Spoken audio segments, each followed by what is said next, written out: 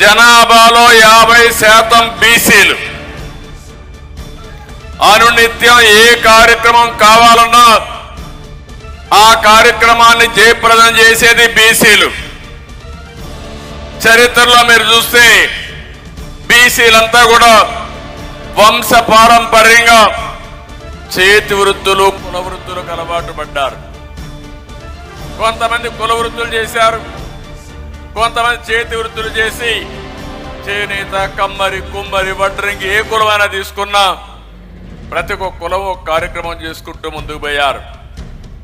దీనివల్ల మీరు ఒక్కసారి ఆలోచిస్తే పనులన్నీ చేశారు కానీ మీకు రాజకీయ ప్రాధాన్యత లేదు, ఆర్థిక వెసులుబాటు లేదు.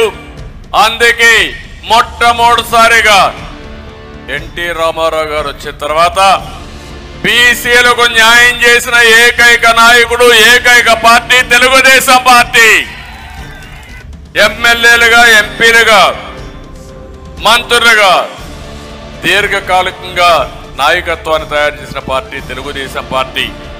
ఒక్క మాటలో చెప్పాలంటే బీసీ నాయకత్వాన్ని ఏర్పాటు చేసిన ఒక ఫ్యాక్టరీ, ఒక యూనివర్సిటీ తెలుగుదేశం అని చెప్పి కూడా నేను మీకు తెలియజేస్తున్నా.